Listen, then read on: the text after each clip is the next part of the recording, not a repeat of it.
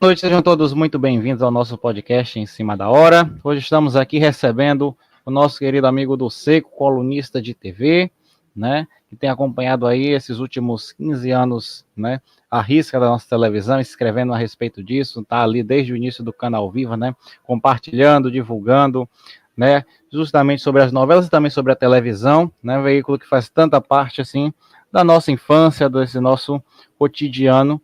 E cá estamos nós hoje para falar um pouco sobre TV, mas também para homenagear um grande participante, né, da história da televisão brasileira, sobretudo aí nos anos 80, 90 e 2000, que é o Marcílio Moraes, né?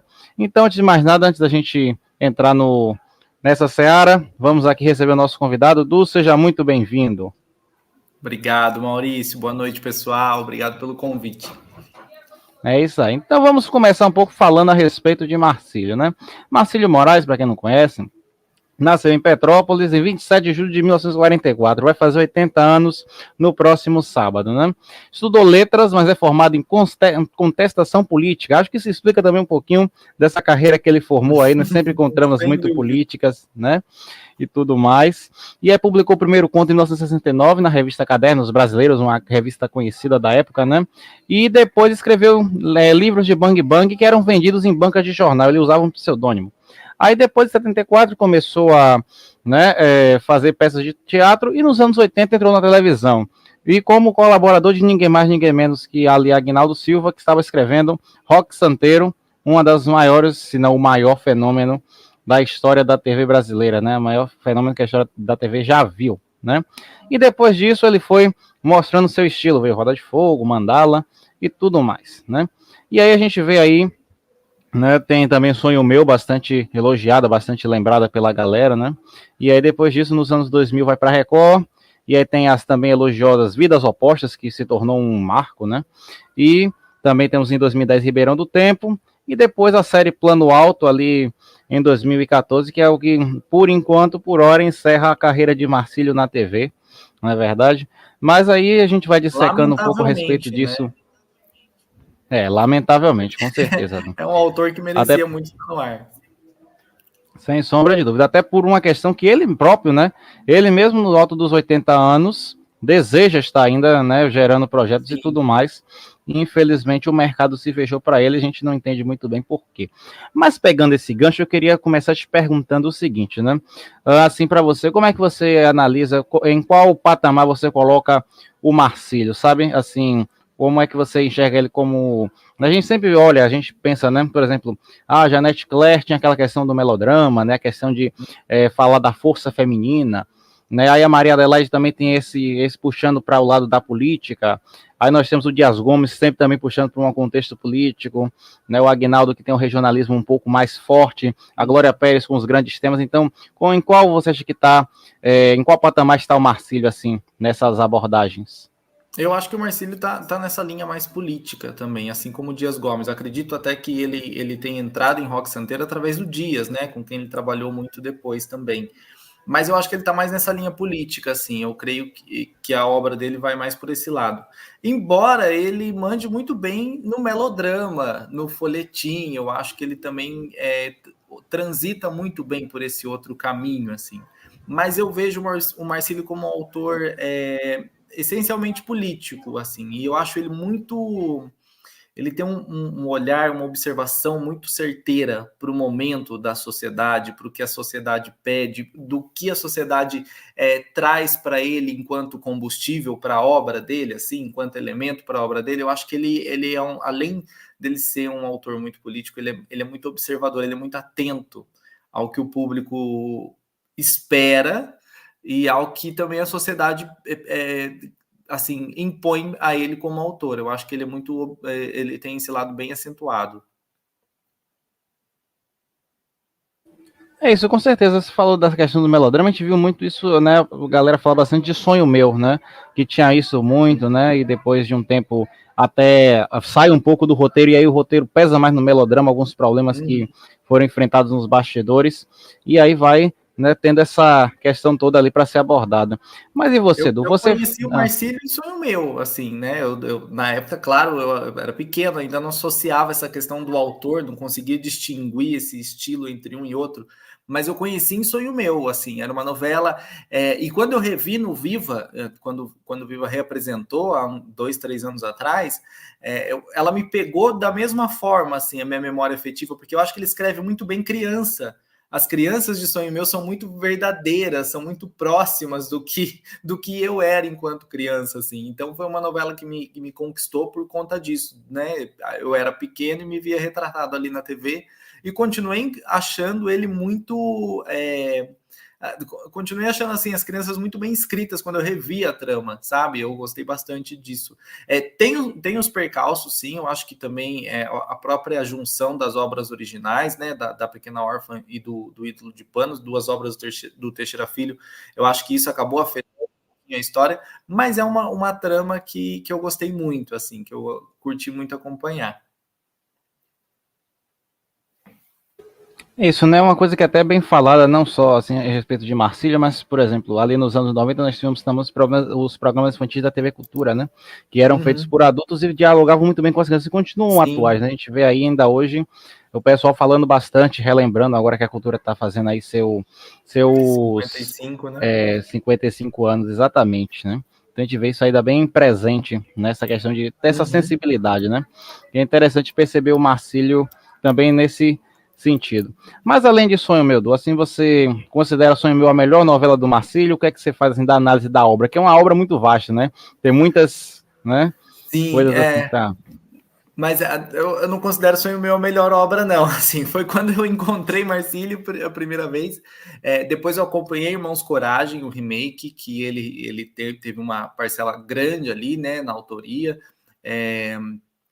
Não tenho uma lembrança muito forte, não. Eu lembro de acompanhar, lembro que meus pais gostavam muito, mas eu, particularmente, não guardei muito isso na memória, só lembro de assistir bastante Sonho Meu. Eu acho que o melhor do Marcílio, assim, veio na Record.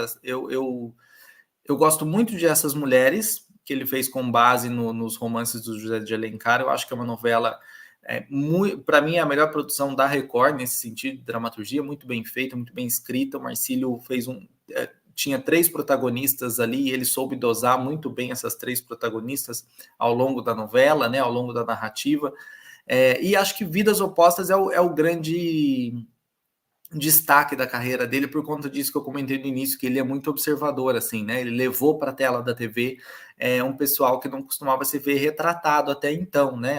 A Globo, por exemplo, nunca tinha feito uma novela em comunidade com tanta veracidade, com tanta verdade quanto foi Vidas Opostas, e a partir dali eu acho que teve uma mudança na linha narrativa, não só na Record, como também na Globo, acho que influenciou bastante. Acho que Vidas Opostas é o grande destaque dele ali.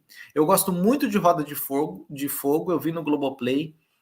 O Marcílio teve grande parte, ele é autor da ideia original, né? Ele e o Lauro César Muniz desenvolveram a novela em parceria, mas eu acho que ali tem muito mais Marcílio do que Lauro, assim, eu tenho essa sensação.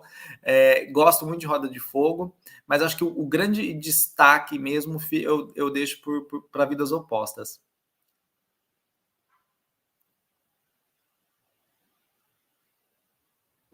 Não, realmente, Vidas Opostas se tornou um marco, né? Teve ali uma das maiores audiências da Record na época, realmente a Sim. era de ouro da dramaturgia da Record, né? Você vê ali Lauro César Muniz trabalhando lá, Tiago Santiago, o próprio Marcílio, né? Então, um Cristiano pessoal muito Friedman. bom, né? Também, é verdade, né? E aí um pessoal que realmente soube fazer grandes obras, né? E a gente vê justamente isso daí, né? Essa questão política dele também está bem enviesada, não só nessas questões como as séries, né? Essa questão tipo política, criminal e tudo mais, né? Tem as séries, por exemplo, A Lei e o Crime, né? A própria Plano Alto também que traz essa questão, e também Ribeirão do Tempo, né? Que tem essa muito forte, né? Essa questão ali de mistério misturado com política, interesses, aquela cidade, né? Então realmente assim. Eu acho que Ribeirão do Tempo ele deixou a crítica bem diluída assim na história. Acho que algumas pessoas até nem se atentaram tanto para a crítica, para o que o Marcílio pretendia contar ali, mas ela tinha uma crítica muito forte mesmo. E era uma novela também, eu acho que a Record castigou muito a novela porque ela foi muito esticada. Então chegou um momento, assim, é inevitável, né? Um autor se prepara para fazer 200 capítulos e chega ao fim da história com quase 300. Então chegou um momento que a novela acabou tendo a sua barriguinha ali. Mas eu acho que o Marcílio foi muito feliz também ali naquela crítica. Embora parecesse uma novela mais bem-humorada, mais para o lado do mistério e tal, eu acho que ali tinha uma crítica muito forte também, muito interessante, muito pertinente, aliás, para aquele momento. Com certeza. Agora vamos falar um pouquinho sobre assim uma coisa que é desespero para qualquer autor, né? E assim falando, você pode falar um pouco com propriedade que você acompanhou essa novela, assim, acho que creio num compacto, salvo engano, você vai confirmar depois, que foi Mandala, né? Que aí teve aquela questão que o Marcílio teve que escrever a novela inteira, porque o Dias Gomes implantou, né? Antigamente tinha muito disso, né? Escreveu acho que 35 capítulos. Foi viajar e aí o Marcílio teve um abacaxi na mão. Por quê? Né? Que a trama, até então estava tudo certo, tudo caminhando, tudo direitinho, mas a censura começou a pegar no pé e o Marcílio teve que mudar os rumos, teve que ir ali organizando a história até o final, assim. Então, como que você acha assim? Você vê assim essa questão na tela, deu para ressaltar um pouco desses medos? O Marcílio conseguiu dominar isso tudo muito bem? Como é que você analisa aí, né? Mandala, né? Que o pessoal tá até esperando bastante no Globoplay. Sim, mas assim, eu vi Mandala, na verdade, o pessoal mais novo talvez não saiba disso, mas antes do Globoplay, antes do Viva, os noveleiros trocavam muito DVDs com gravações assim caseiras, né? Então eu vi Mandala, mas não era propriamente um compacto, eram capítulos avulsos, assim, né? Então tinha um pouquinho do início, um pouquinho do meio da história, um pouquinho lá do final, então não dava para ter uma noção do conjunto todo. Mas não foi uma novela que me agradou, assim, eu não sei com relação a essa condução toda do Marcílio, mas observando os capítulos, assim, avulsos, eu achava tudo muito desinteressante, eu não era uma história que me prendia, que me instigava, né, que fala, não, essa quando pintar na íntegra eu vou querer ver com certeza. Eu acho que o tema era muito difícil, para um momento em que a gente ainda não estava num cenário de liberdade total, né, de pós-ditadura, de abertura política. Eu acho que o tema ali era um pouco complicado ainda para aquele período, né? Então acabou que o Marcílio padeceu para conseguir levar essa história adiante, assim. Acho que foi uma ousadia da Globo de tentar essa liberação para aquele momento, e acho que foi uma atitude, no mínimo, corajosa do Dias e do Marcílio de levar essa novela adiante. Mas eu não assim, para analisar o conjunto com propriedade, dentro do que eu vi, né, da novela, eram 4 DVDs com, acho que uns 20, 30 capítulos, assim, mas todos separados, né, gravados de uma exibição, se eu não me engano, em Portugal. Dentro disso, eu não conseguiria analisar a novela com muita propriedade, não. Vera Fischer tá maravilhosa, e eu achei o Nuno Leal Maia divertidíssimo, que eu acho que foi um grande achado ali para eles, para os autores, né, de poder investir no personagem do Nuno, já que a trama central entre a Vera, a personagem da Vera e o personagem do Felipe Camargo, já estava um pouco ali comprometida por conta dessa ação da censura.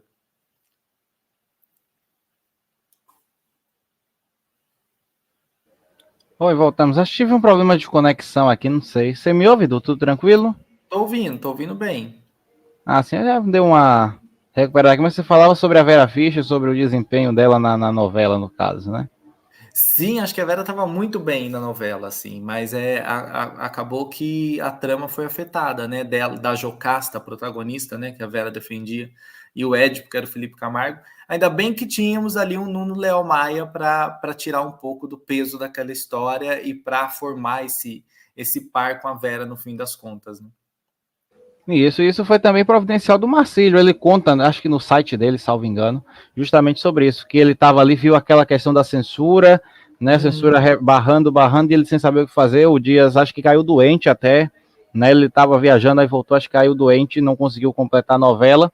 E aí, no fim das contas, ele teve que inventar o bicheiro Tony Carrado, que aí caiu na boca do povo, né? Aqueles ternos e tal. Aí chamava a Vera de minha deusa, aí tinha a música da Rosana, aí pronto, né? Falar E com a conseguiu. música.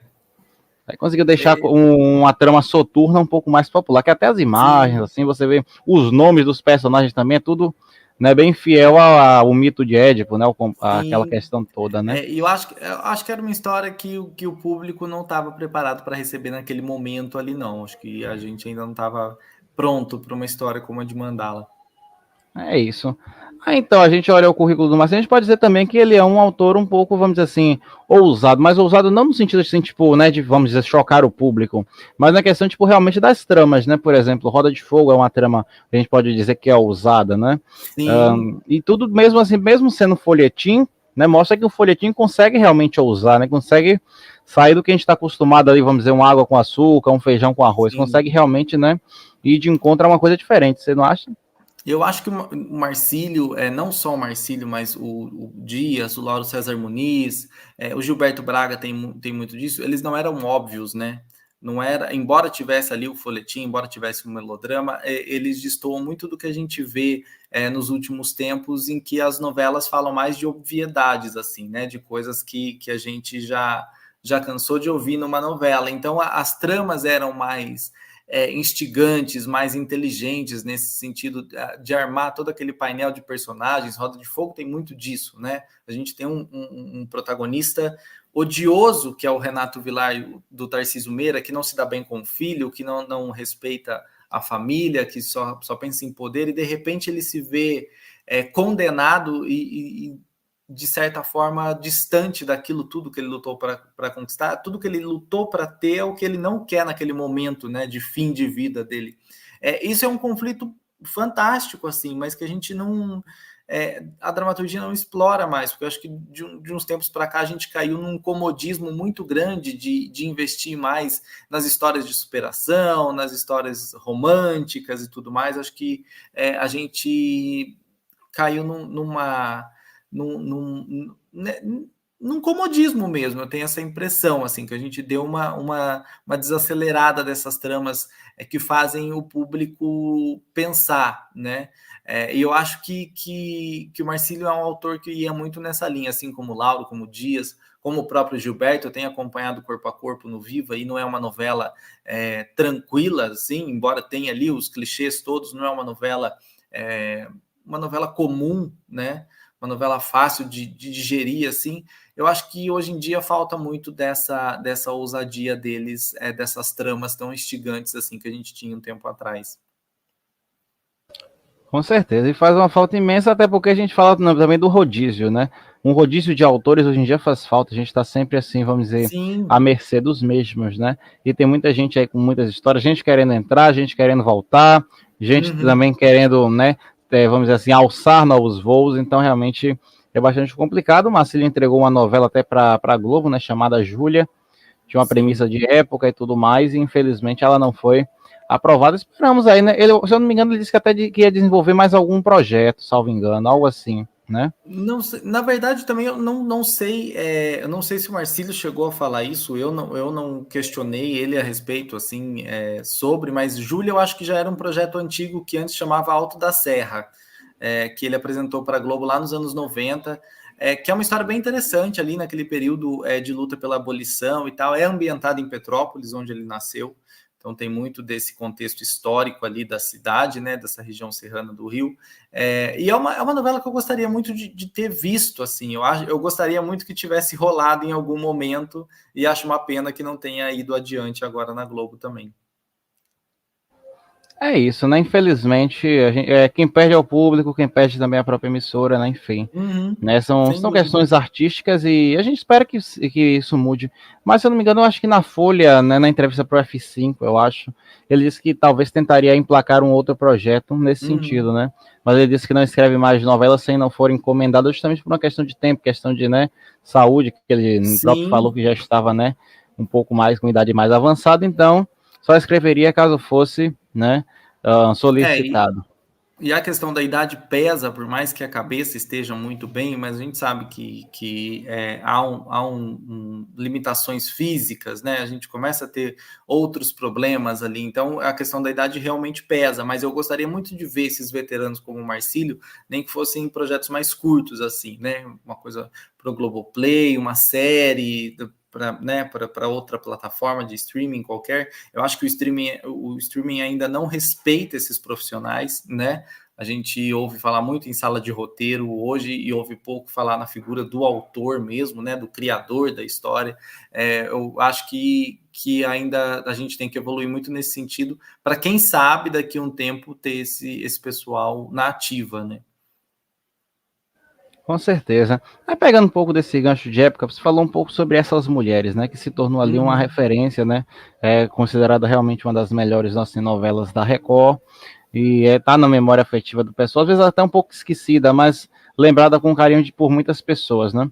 Então, assim, qual é a análise que você faz, né, sobre essa questão? Porque eu acho que é o grande momento, além de Marcílio, mas também do Machado de Assis na TV, né, que tem uma coisa que o pessoal diz, né, que o Machado, quando é adaptado, nem sempre faz sucesso, né, vamos dizer assim. Mas no caso dessas mulheres, realmente conseguiu se tornar uma trama ali redonda, uma trama lembrada, né? Então, qual é o balanço que você faz Sim. sobre essa trama?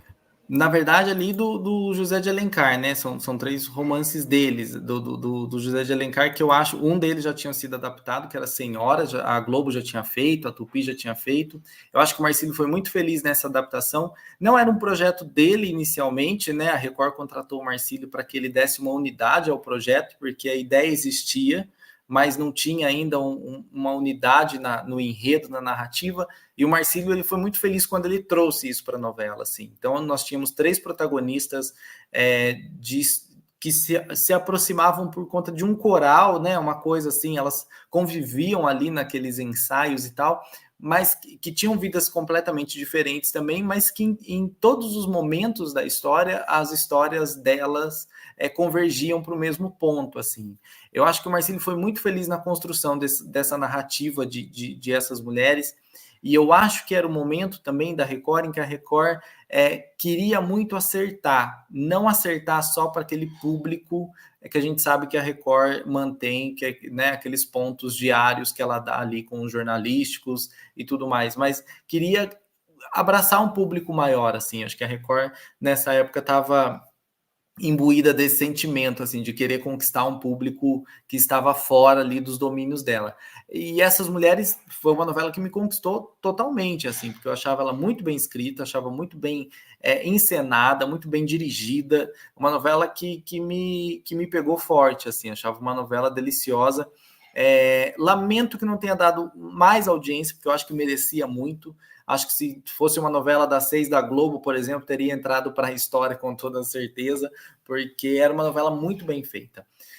E eu acho que o Marcílio foi muito feliz ali nessa união mesmo das três protagonistas, né? Que eram a Carla Regina, hoje Carla Cabral, a Miriam Freeland e a Cristine Fernandes. É uma novela que eu tenho, assim, eu acho não só uma das melhores novelas da Record, mas uma das melhores novelas que eu já vi num geral, assim, sabe? É uma das minhas preferidas, sem sombra de dúvida. É aquela história redondinha que faz toda a diferença. E assim, eu falei Machado, né? Na verdade é José de Alencar e eu acabei confundindo, Mas justamente ele porque eu tava adaptou o com. Machado também, eu acho, né? Ele fez alguma coisa de Machado de Assis na Record. Eu não vou me recordar o nome, mas eu acho que ele fez alguma. Se eu não estou enganado, acho que ele adaptou alguma coisa. Um especial de fim de ano, de repente.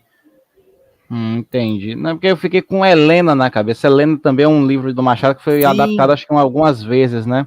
Aí eu pensei que o nome de uma delas era, mas é Senhora de Velocciola, que realmente são os livros do José de Alencar, né? é. Um até É que, adaptado é, pelo é Gilberto, que né? Senhora, talvez por conta dessa lembrança de Senhora na Globo, né? Porque o Gilberto Braga adaptou Helena, né? Do Machado de Assis, que abriu o horário das 6, e depois já veio Senhora, com uma adaptação dele também, né?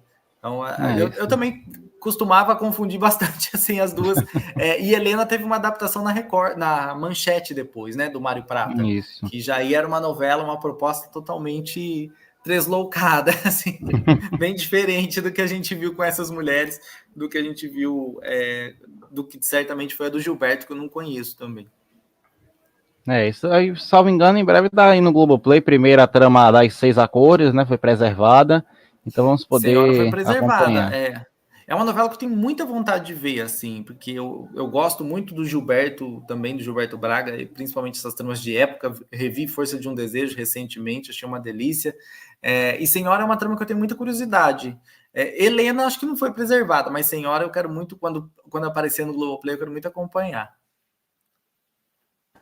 É isso, então fica aqui o registro a respeito do Marcílio, né? Esse grande autor que faz muita falta, esperamos vê-lo em breve, né? E Sim, sem então dúvida. agora vamos, né, puxando aqui para outros assuntos também sobre TV. Vamos agora sobre algumas impressões, né? Vamos aí dar um upgrade no papo sobre as próximas novelas. A gente está vendo aí sair Muita coisa interessante, né, Edu? Agora saiu a sinopse de Garota do Momento hoje, inclusive, deixa eu só Sim, falar, tava lendo um pouquinho antes da live aqui. é isso, né? Deixa eu só fazer um pequeno observação. Não sei se está saindo muito som aí atrás, é porque realmente hoje os vizinhos decidiram fazer festa, infelizmente, né? Então não sei se está saindo muito, né? Porque aqui Não, está um pouco, né, barulhento. Então, se tiver resvalando aí, peço desculpas por isso. para mim tá tranquilo aqui, sem problemas, não tô. Ah, Tá que ótimo, então. tranquilinho. Pronto, então assim, então vamos lá. Então, Garota do Momento, né? A próxima trama das seis, substituindo no Rancho Fundo, né? Tem aí uma Uhum. proposta bastante interessante, né? Assim, folhetim, como o pessoal diz, rasgado. Temos Volta por Cima também, que promete ser bastante popular, não é verdade? E além Sim, disso, temos também Mania de Você, que está ali também prometendo ser uma grande história, né? Uma coisa meio envolvente. Ainda não aham. mostrou muito bem assim, a gente está só conhecendo os personagens aos poucos, aquela coisa. Então, assim, o que é que você está achando aí dessas notícias que a gente está recebendo aí sobre essas tramas? Qual a sua opinião? Olha, Garota do Momento, acho que de todas as tramas é a que mais me empolga, assim. Primeiro que é ambientada ali no final dos anos 1950, uma época que eu gosto muito, assisti Anos Dourados várias vezes, acompanhei várias vezes, curti demais, assim. Então, primeiro por conta disso, por conta desse período. Hoje que a Globo divulgou, né, confirmou a Duda Santos como protagonista e tal, eu achei muito interessante a história que eles divulgaram a respeito da protagonista, que é criada longe da mãe, que busca por essa mãe, descobre que ela está casada, que ela tem uma outra filha com o mesmo nome dela, né, as duas chamam Beatriz.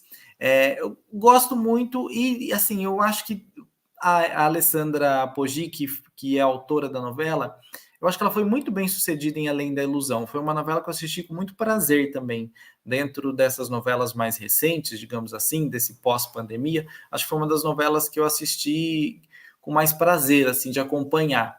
Então, acho que eu espero que ela seja muito feliz agora também com Garota do Momento. Volta por Cima é uma novela, a novela da Sete, da Cláudia Souto, eu acho que ela vem numa pegada mais popular. E eu torço para que seja assim, de fato, porque eu acho que a Cláudia, com Cara e Coragem, que era uma trama mais de mistério ali, tinha um suspense em torno da personagem da Thaís Araújo, era uma trama muito de ação. Eu acho que ficou faltando o que a Cláudia tem de melhor, assim, porque ela é uma autora. O estilo dela me lembra um pouco Ivani Ribeiro, ela pega muito pelo afeto, né? Os personagens dela se gostam demais e não precisa ser só os personagens ali, o par romântico, né? As famílias são muito próximas, as relações de amizade. Eu acho que com Volta por Cima ela resgata um pouco disso, um pouco do que a gente tinha em Pega Pega, por exemplo, que é outra trama dela. Mania de Você, eu tenho a sensação de que o João Emanuel Carneiro, que é o autor, está investindo em tudo que ele já fez de bom na TV. Eu acho que ele mesclou várias tramas ali que a gente já conhece dele, né? A rivalidade feminina que está sempre presente nas novelas dele. Tem a personagem da Mariana Ximenes que domina a sogra, que é uma coisa meio Carminha, a gente já viu isso, né? Com Carminha e Muricy em Avenida Brasil. Eu acho que ele está indo um pouco assim para o lado de tudo que ele já fez. Mas eu não vejo problema nenhum também num autor revisitar aquilo que ele já apresentou, aquilo que ele conhece bem. Eu acho que é até válido isso, desde que seja bem desenvolvido depois, né? Eu espero que Mania de Você também capture a atenção do público. Acho que é uma novela que vem numa ambientação diferente. Faz muito tempo que a gente não tem uma trama praiana como essa agora, acho que desde Sol Nascente. Então eu fico feliz que tenham voltado para este cenário, especialmente as nove, né? Que a última novela das nove com praia, assim, que eu me lembro, foi Segundo o Sol também do João, mas que explorava muito pouco isso. Então tô empolgado. E eu acho que as três novelas vão para essa linha mais popular, assim, tem essa sensação de que são três novelas que podem pegar bacana, sabe? Assim, que podem render bem. É isso, né? Tá todo mundo com essa impressão, assim, no Twitter, né? A galera do Twitter, a bolha noveleira, como o pessoal gosta Sim. de dizer, ainda tá bem empolgada com as três tramas. Isso é muito bom, né? A gente perceber essa ligação, assim, essa coisa acontecendo, a galera Uhum. empolgada mesmo né? Com o que tem sido divulgado. Porque a gente passou por alguns períodos de baixas, assim, né? Uma coisa Uhum. mais ou menos, algumas coisas chamavam atenção, outras não, e agora as três estão aí meio que fisgando a atenção. Mas então Sim. agora vamos voltar um pouquinho, que eu adiantei demais. Vamos falar agora sobre as novelas que estão no ar, né? Você, Edu, o que é Uhum. que você tem acompanhado aí? Eu sei que você está acompanhando, acho que é a reprise de Alma Gêmea, né? E também, o que é que você está achando da novela, né, de No Rancho Fundo, Família é Tudo e Renascer? Quais são as suas impressões aí do momento? Da Alma Gêmea eu não pretendi acompanhar, mas meu marido está viciado, então ele assiste todo dia. E eu acabo assistindo por tabela, porque eu acho que é uma novela irresistível, assim, é um melodrama irresistível, é impossível você não se fixar na TV em algum momento ali com a Alma Gêmea, nem que seja para odiar o Rafael, que eu acho um protagonista terrivelmente burro, assim. Então, mas eu não tem como você não se voltar para a Alma Gêmea em algum momento. Eu tenho acompanhado as 3 novelas inéditas, gosto de No Rancho Fundo, embora eu acredite que a novela, assim como o Mar do Sertão, eu acho que a novela tem adotado uma narrativa mais episódica, assim, sabe, com os núcleos mais separados. Eu não vejo uma narrativa que se desenvolve toda junta. Parece que as histórias correm muito em paralelo, assim, cada uma ali dentro do seu núcleo. Eu não vejo muita unidade mesmo assim no enredo. Gosto principalmente de Andréa Beltrão, gosto muito do Eduardo Moscovis, acho que ele está fazendo um personagem difícil e está conseguindo imprimir uma dignidade assim para esse papel. Gosto muito da Mariana Lima também, com a Tia Salete. Acho que os protagonistas estão um pouquinho apagados, não por culpa deles, porque os dois são talentosos, a Larissa Bocchini e o Tully Starling. Acho que é mais por conta da narrativa mesmo, que tem privilegiado esses personagens mais velhos, né? Assim. Família Tudo eu acompanho também. Acho que é uma novela, assim como as outras novelas do Daniel Ortiz, é uma novela para a gente se entreter, passar o tempo, se distrair, né? Sou apaixonado pela Lupita, acho uma graça de personagem, acho que a Daphne Bozassi está muito bem também como Lupita. Lamento muito que a Arlete Salles não tenha tido mais oportunidades até o momento, espero que isso aconteça agora nesse terço final da novela, mas fico muito feliz de ver, por exemplo, a Grace Gianlucas numa personagem como a Leda, que é toda saidinha, toda saliente, que teve uma virada muito bacana ao longo da novela. E Renascer é uma novela que eu gosto de assistir muito, assim, mas eu não tenho acompanhado com o mesmo afinco de antes por conta de horário mesmo, assim, né? Eu levanto muito cedo por conta do trabalho e acaba que às vezes na hora de Renascer eu já estou cansadíssimo, não consigo acompanhar. Mas é uma novela que eu gosto também bastante. Acho que é uma novela muito bem dirigida. Acho que o Bruno Luperi tem sido muito feliz na atualização, né? Porque o pessoal em Pantanal falava muito que o Bruno era copia e cola do avô. Dessa vez ele mexeu em muita coisa, mexeu na história da Buba, deu um outro peso para a história dela agora com essa participação dos pais dela, né? Interferiu na história da Mariana, do João Pedro, fez algumas mudanças nesse sentido. Sou apaixonado pelo trabalho do Juan Paiva, acho que ele está mandando muito bem. Para mim, é o melhor desempenho dele na TV até agora. E a Júlia Buscassi, que eu também acho que manda muito bem como Sandra. E tem Malu Mader, né? Eu acho que só a participação de Malu Mader já faz a novela valer a pena, porque eu estava com muita saudade da Malu na TV.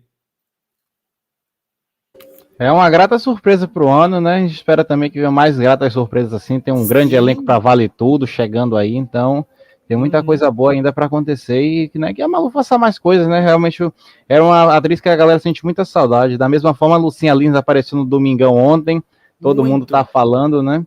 Com Eu muita acho, saudade, eu né? acho que a gente está num momento assim, talvez, não diria saudosista, nem nostálgico, nada disso, mas a gente está no momento em que a gente quer ver esse pessoal que está distante na TV outra vez, né? Eu, pelo menos, tenho muita vontade de ver Lucinha Lins brilhando numa outra novela. Estou muito feliz com a Malu, outros nomes que estão distantes há bastante tempo. Eu gostaria que voltassem também, que aparecessem nas novelas aí, nas que estão no ar e nas próximas.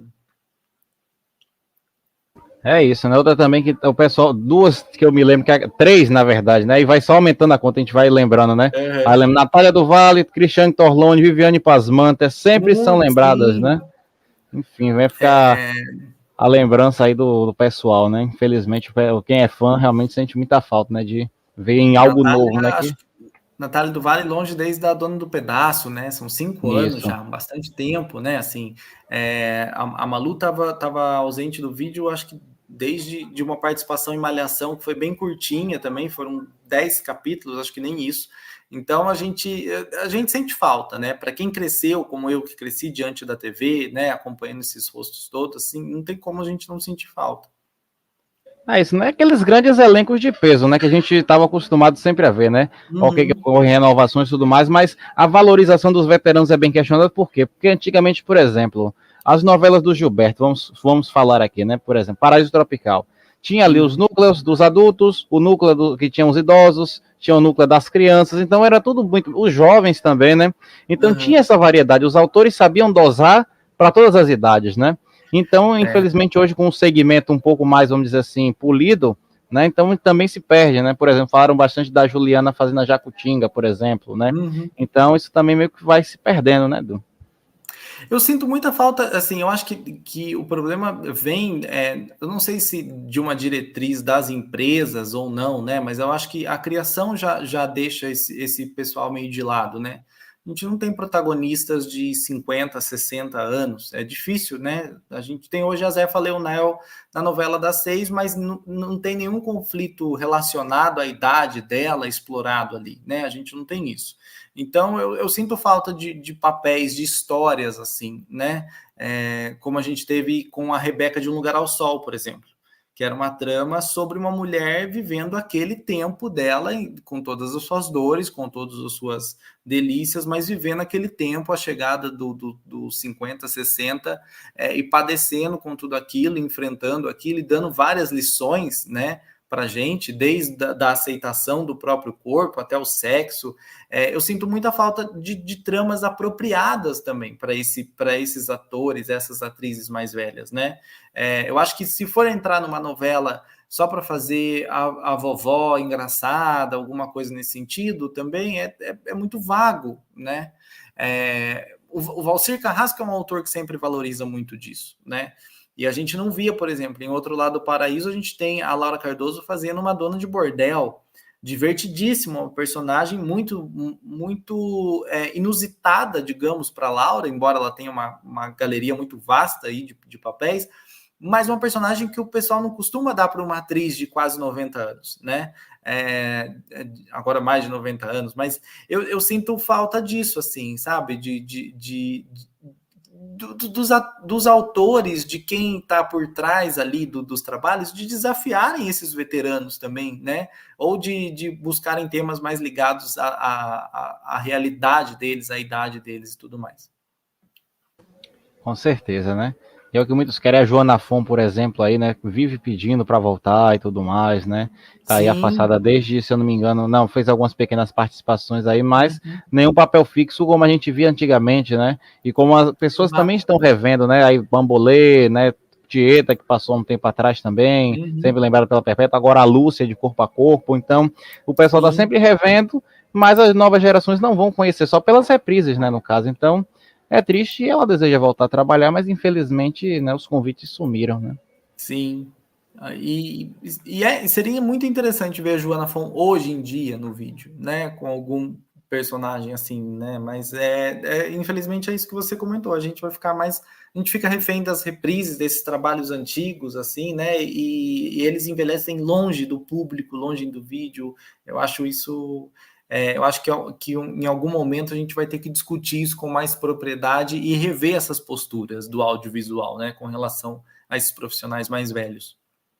Sem dúvida. Aí também você falou sobre essa questão das personagens protagonistas, né? Ou então ali coadjuvantes ou participantes da história, né? Que são 50 a mais e que tem uma participação interessante. Aí sempre que se fala disso, se lembram bastante do Manuel Carlos e de suas Helenas, né? Que eram ali mulheres de 50 anos, ali discutindo, conversando com as amigas e tudo mais, dialogando mesmo com as mulheres. Ainda tem gente que fala muito sobre a questão delas serem sempre de elite, né, serem ricas, a saladinha, não sei o que tal, mas elas tinham ali aquela proximidade com as questões, né, que toda mulher passa, né, e tudo mais, né, então também o pessoal sempre lembra.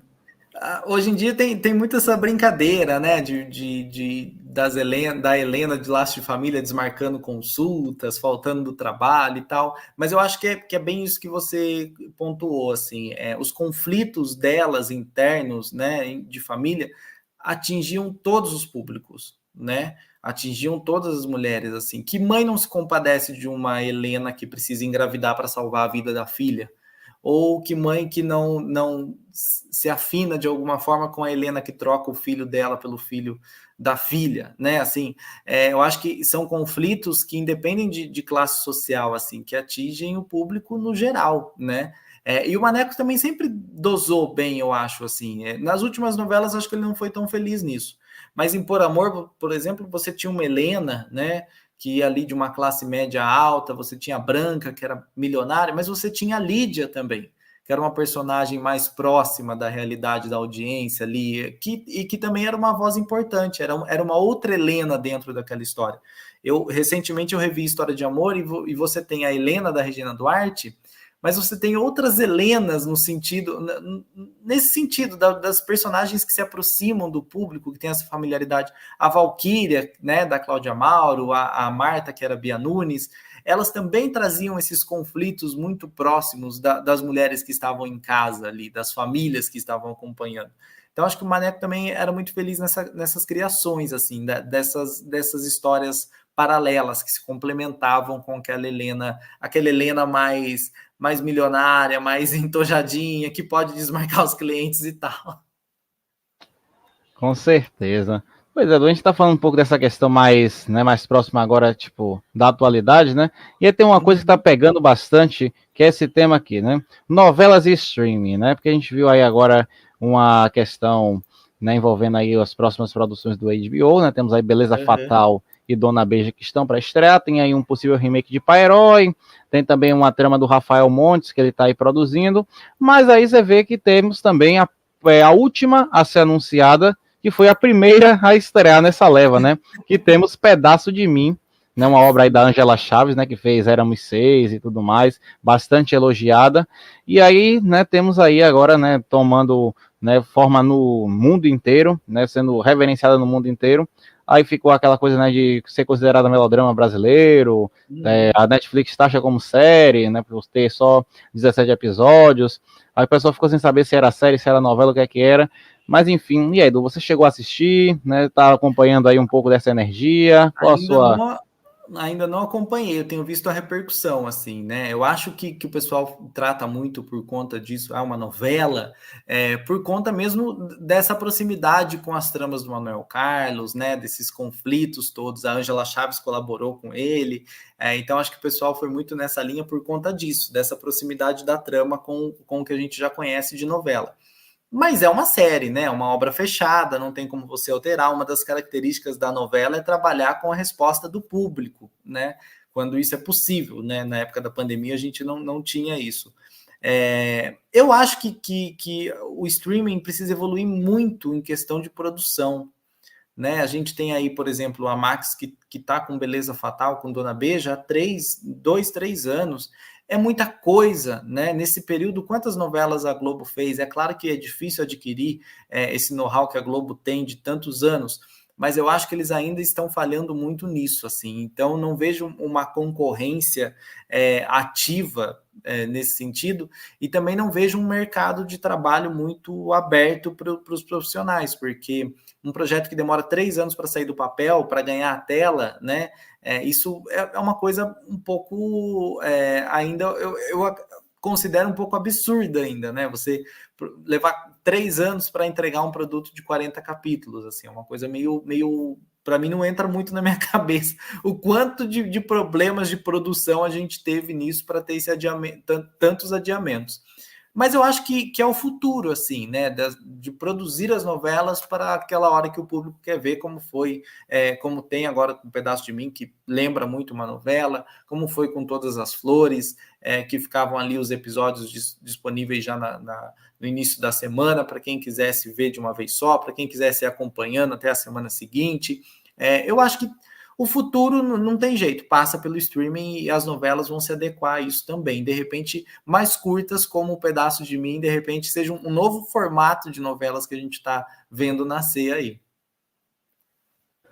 Isso algumas pessoas estão considerando até uma perda de tempo. Eu assisti, cheguei a assistir tudo. Realmente, É. assim, até recomendo, acho que você vai gostar assim, que a gente tem essas questões, tem todos os elementos de novela, né? A grande Uhum. questão é a questão dos capítulos mesmo. Se a Angela pudesse estender um pouco mais a história, né? Poder desenvolver melhor algumas coisas, certamente teria um resultado muito mais positivo, mas assim, vale pelo experimento, vale pela experiência, Uhum. né? E assim, não é uma coisa, vamos dizer assim, mal feita, é uma coisa muito bem produzida, tem ali um selo de uma grande empresa, né? Então, realmente, vale Uhum. para quem está assistindo também, né, também ter essa opinião e, enfim, né, as atuações fora de série, né? Tem uma equipe muito boa, né? Assim, além do elenco, a gente tem o Maurício Farias, que é um diretor muito tarimbado, né? Com anos e anos de estrada, assim, com anos e anos de novelas nas costas e tal. Que dirigiu Um Lugar ao Sol, que é uma novela que eu gostei demais, assim. Eu acho que ele foi muito feliz na direção ali também. Então, eu acho que um pedaço de mim é o início de um projeto de adequação das novelas, do formato das novelas aos streamings, às plataformas de streaming. Eu tenho para mim que a gente, enfim, deu um pontapé nisso, né? Pois é, com certeza, né? E é isso, né? Aquela coisa de adaptação mesmo, como você mesmo falou. Então, é isso. Vale pela experiência e eles vão Uhum. aprender agora, né, para aqui para frente. E agora eu estou Aprimorar. de exatamente, né? Até porque, por exemplo, mesmo a Globo, né? A gente vamos usar como exemplo a Globo. Foram 5 anos até conseguir a liderança, até formar todo aquele Sim, formato que a gente tem hoje, né? De 3 novelas, a programação bonitinha, e tal, né? Então, realmente, não é do dia para a noite, ainda mais, né? Com e eles não que estão aprendendo a fazer são novela. e não são 5 anos de tranquilidade, assim, né? Depois de consolidado, você nunca pode estar tranquilo, você tem que estar sempre buscando, né? Tem que estar sempre evoluindo, tem que estar sempre. Eu acho que tanto a TV quanto as plataformas, elas precisam oferecer ao público aquilo que ele ainda não sabe que quer. Né? Eu acho que tem que estar um passo à frente. Às vezes eu vejo o pessoal falando muito que trabalham em cima de pesquisas e disso e daquilo, mas esse resultado de pesquisas nem sempre indica que o público quer ver uma novela ali de tal forma, sabe? Eu acho que falta um olhar às vezes atento, como o do Marcílio, para a sociedade, para ver o que a sociedade está buscando, para ver o que ela espera, né? E antecipar isso, antecipar essas discussões. A TV, os grandes sucessos da TV sempre foram nesse sentido, né? Você pega uma barriga de aluguel de Glória Pérez, de uma época que o pessoal não sabia discutir o que é uma barriga de aluguel. A própria Vale Tudo, você coloca ali na TV uma pessoa criticando a corrupção que rouba o papel higiênico da empresa, né? Você coloca aquilo para a sociedade se ver de repente retratada ali e se entender e buscar evoluir. Eu acho que a TV, as plataformas têm que estar sempre pensando com esse pensamento, assim, né? De estar um passo à frente do público. É isso, não à toa que esse também foi o grande trunfo de Pedaço de Mim, né? Trazer a questão da mulher engravidar ao mesmo tempo de um filho desejado, né? Que era ali o Uhum. filho que ela teve com o marido, e ao mesmo tempo o fruto de um abuso que ela sofreu. Então, como lidar com isso, né? Gerar toda essa repercussão também, né? E calhou de pintar num momento assim de muita discussão, né, a respeito de aborto e tal. Então, eu acho que tem isso também. Eu acho que o sucesso depende muito do momento em que aquele produto está inserido, né? Tem Cheias de Charme, por exemplo, uma novela que foi um estouro em 2012, mas ela estava no momento de ascensão ali da classe C, no momento de conforto econômico, digamos assim, de uma evolução na nossa sociedade, que hoje a gente já não vê com a mesma intensidade, né? Assim, então hoje é uma novela engraçadinha e só, né? Não tem não tem essa consonância com o tempo em que ela está, né? Eu acho que isso também ajuda muito, assim, dependendo de quando o projeto vem, do momento em que ele aparece. Vale Tudo, por exemplo, eu acho que o remake é muito difícil porque naquele momento, naquele 1988, era uma novela adequada para aquela época, né? A gente já estava falando da abertura política, já estava num outro momento, né? Da nova república, já estava ali depois do fim da ditadura. Então, eu acho que tem muito disso, assim. Eu acho que isso para acontecer precisa estar inserida num momento bacana, assim. Para o projeto acontecer tem que estar no momento adequado também. É isso, né? E usando um remake como exemplo, a gente tem, por exemplo, o Pantanal, né? Saindo ali da pandemia, uma das primeiras grandes e Super. esperadas obras, né? E aí fez todo aquele sucesso, aquele fenômeno que foi, né? Exatamente, um certo atestado da Globo, né, de se curvar um sucesso da concorrência, que, né, ali a gente tinha essa expectativa de ver como seria um Pantanal da Globo, né, já que ela tinha recusado o projeto, veio nessa vibe de pandemia, né, depois desse momento em que a gente estava respirando um pouco mais aliviado, né, e ali era literalmente um respiro, porque você estava mergulhado naquela natureza, naqueles rios e tudo mais, naquele verde, né? Assim, aliviado depois de 2 anos tão difíceis assim. Eu acho que Pantanal é um exemplo disso também. E da mesma forma que Um Lugar ao Sol não funcionou, porque era uma novela muito densa, para um período em que a gente precisava de um pouco de descanso assim para nossa cabeça, né? Um pouco de conforto, de alívio, né? A gente não queria muito ficar ali, né, preso dentro daquela história sufocante, daquela pessoa agoniada por estar assumindo a identidade de outra pessoa. Eu acho que tem muito disso, assim, para um projeto acontecer, tem muito. Isso é muito necessário também. Sem dúvida, né? Então a gente está quase chegando aqui no final. Eu queria te perguntar o seguinte, sobre agora os resgates do Globoplay, né? A gente está vendo aí muitas coisas aparecendo, projeto Fragmentos, né? Muitas novidades, assim, vamos dizer, tramas inesperadas, né? Aparece mesmo em sabendo que todo o acervo vai chegar. É sempre assim uma grata surpresa quando tramas que a gente não espera, né, acabam chegando. E aí a gente vê muita coisa chegando assim. Então, assim, me conte um pouco como estão as suas maratonas. Você está assistindo agora andando nas nuvens, né? Então, como é que tem sido suas maratonas? Como é que está sendo assim para você ver que certos títulos estão sendo resgatados e agora pode se ver numa qualidade de imagem legal, né? Como é que está sendo para você aí essas análises no momento? Olha, eu sofria muito para maratonar, porque eu não tinha organização nenhuma. Então eu pegava um dia que eu estava de folga e via, sei lá, 20 capítulos. E aí eu passava uma semana sem assistir nada, assim. E acabava que eu cansava, né? Aí quando veio 4x4, eu me impus, eu só consigo maratonar dessa forma, assim. Eu assisto como se tivesse na TV, naquele mesmo horário, sempre naquele mesmo horário, que nem agora no meio da tarde, quando eu chego do trabalho, eu pego para ver Andando nas Nuvens, de segunda a sexta, como se fosse um Vale a Pena Ver de novo. Para mim, eu acho que assim, o projeto Resgate é um achado e tanto por conta disso que eu comentei no início, né? Quando eu falei de Mandala. Antigamente a gente não tinha acesso, né? Para conhecer uma trama exibida antes do meu nascimento, por exemplo, era só se desse na telha da Globo de reprisar no Vale a Pena Ver de novo. E depois vieram os DVDs e aí a gente trocava tal, mas eram coisas de uma qualidade não tão boa, né? Assim, eram recortes de uma novela, cenas de uma, cenas da outra, fragmentos praticamente das novelas, né? Então, assim, agora com o Globoplay a gente tem vários títulos à disposição. Tem dias que eu quero maratonar, tem época, né, que eu, quando tá acabando uma novela, eu quero maratonar tanta coisa que tem lá disponível, e eu não posso, assim, não tenho como maratonar todas elas. Mas eu fico muito feliz, principalmente com esses resgates de títulos pouco conhecidos, assim. É claro que as novelas que estão no resgate, o que vai fazer sucesso, o que vai ser mais comentado, são aquelas que também foram grandes sucessos, né? A gente viu a lista de 15 novelas mais consumidas nesses 4 anos de Projeto Resgate, e a maioria são títulos já reprisados à exaustão, títulos até que estavam no ar na TV aberta recentemente e tal. Mas eu gosto muito de pegar esses títulos que eu lembro pouco, ou que eu lembro, que eu tenho ali na minha memória afetiva, assim, de uma certa forma, eu gosto de conhecer para valer, né?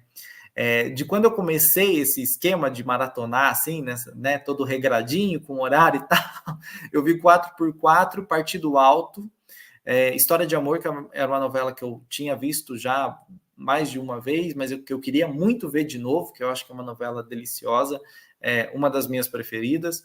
Assisti Pátria Minha, que eu tinha muita curiosidade, porque na minha memória era um novelão, um folhetim que todo mundo comentava, e ela tem muitos problemas, infelizmente, de narrativa. Assim, acho que o Gilberto Braga não foi tão feliz ali. E agora eu estou acompanhando Andando nas Nuvens, que é uma comédia, assim, despretensiosa, né? Eu acho uma novela super correta em todos os sentidos, uma novela muito bem realizada, sem grandes sobressaltos, não é uma novela de acontecimentos, assim, que te deixam sem fôlego, né? Mas é uma novela que eu tenho curtido muito acompanhar, assim. Eu cheguei no capítulo 100, e eu espero terminar junto com a exibição do Viva, né? E agora, para o mês que vem, o Globoplay vai trazer Pecado Rasgado, que é uma novela de 78, pouquíssimo comentada, né? Pouquíssimo discutida. E Ciranda de Pedra, a segunda versão de Ciranda de Pedra, que é de 2008. Eu fico muito feliz com esses dois resgates também, porque eu acho que, primeiro, que tem público para tudo, né? E depois que Pecado Rasgado era um título que eu acho que o noveleiro, né, de 20 anos atrás não esperava rever em nenhum momento, porque não foi um grande sucesso. Na época que foi representado não tinha um VHS ainda, provavelmente não tem nenhuma gravação caseira dessa novela toda. Então eu fico muito feliz com isso. E Ciranda de Pedra também, porque eu acho que foi uma novela bem agradável, bem produzida, mas que na época o pessoal não deu o devido valor, assim. Hoje o Globoplay soltou um comunicado que ainda este ano vai resgatar Começar de Novo, que foi uma novela que eu particularmente não gostei. Eu troquei por A Escrava Isaura e Essas Mulheres lá na Record. Mas também acho super válido, né, para o pessoal que acompanhava ou que tem a memória de quando era criança e assistia, aquela memória afetiva, eu acho que vale muito a pena. Eu sou fã do projeto, adoro o projeto Fragmentos também, acho que ainda que não dê para resgatar a novela inteira, é bom trazer, nem que sejam 2, 3 capítulos avulsos. Acho que o Globo foi muito certeiro nessa estratégia de trazer esses conteúdos da Globo. Gosto demais de acompanhar.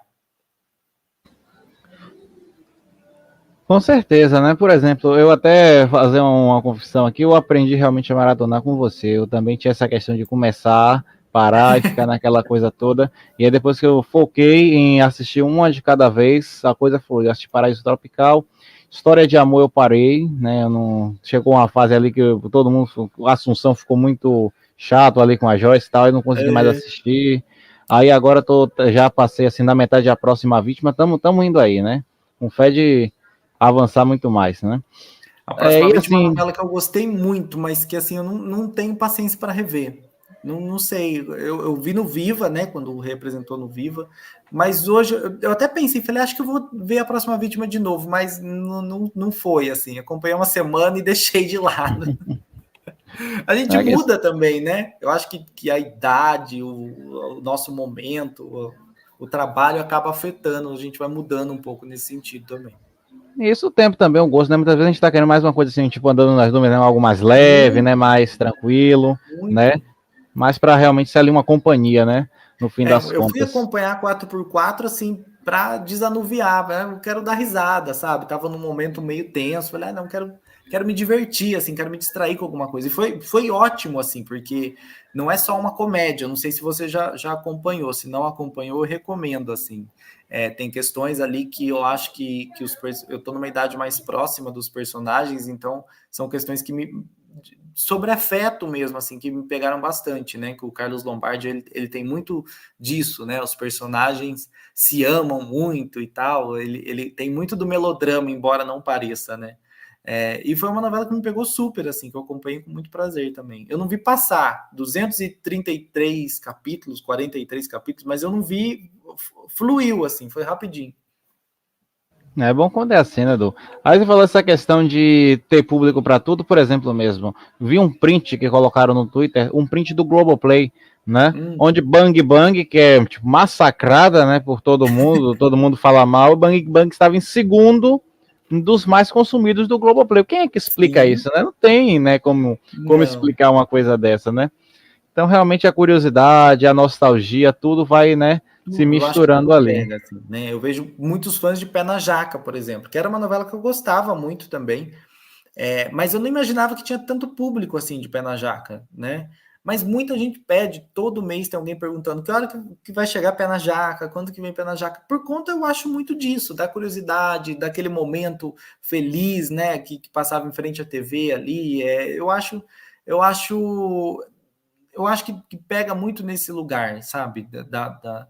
da nostalgia, do saudosismo, acho que dessa memória afetiva, dessa relação que a gente tem com a TV, essas gerações mais novas, nem tanto, sim, né? Eu vejo minha afilhada, por exemplo, de 7 anos, que não liga a TV, a vida dela é no celular, né?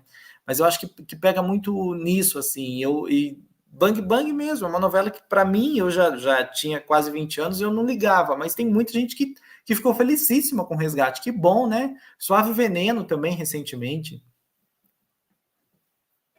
Isso tem muita coisa que também serve para poder passar limpo, né? Vamos dizer assim, as injustiçadas, né? Total.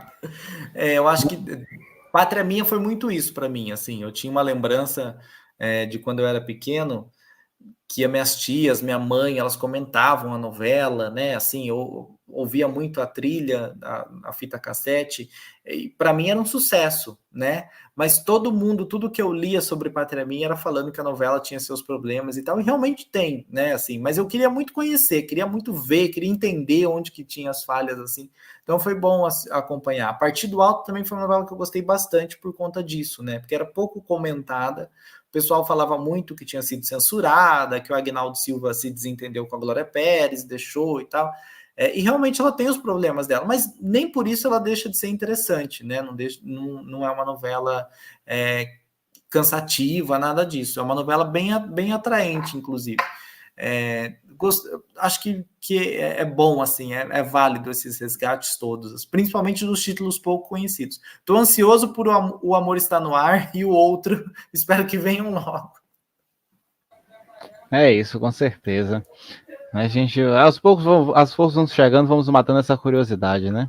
Sim, Então, sim. isso, né? Bom, gente, o Em Cima da Hora de hoje, infelizmente, está chegando ao fim, né? A gente tem muita coisa que poderia ainda conversar, mas é isso, chegamos aqui no nosso tempo. Quem sabe em breve o Du volta, né? Para a gente poder falar sobre muitas outras coisas, muitos pontos, muitos temas, né? A gente tem muita coisa para conversar aí. Mas, Du, muito obrigado pela presença. Eu que agradeço, Maurício, o convite. Desculpa a demora para a gente poder marcar aqui, né? Que conciliando essas áreas, conciliando a crítica, a área da saúde acaba complicando um pouquinho os horários, mas eu agradeço muito o convite. Espero que você tenha curtido bastante o nosso papo também. Eu gostei demais e a gente se encontra numa próxima, sim, sem dúvida. Com certeza, imagina, eu que agradeço totalmente. E pessoal também aproveita para seguir lá o site do Seco, né? Do seco.com.br, não é isso? Vou colocar Isso. aqui direitinho. Então, apareçam por lá. O Du está sempre trazendo informações interessantes, exclusivas, né? É uma fonte de informação muito boa e que, né, vale a pena você estar conferindo lá. Então é isso, continuem Obrigado. acompanhando aí o pessoal, acompanhem o Du, né, nas redes aí, do Seco no Instagram, do Seco no Twitter, e sempre lá acompanhando o que está no ar, né? Então é isso, vamos ficando por aqui, até a próxima. Tchau, tchau. Obrigado, gente. Tchau, tchau.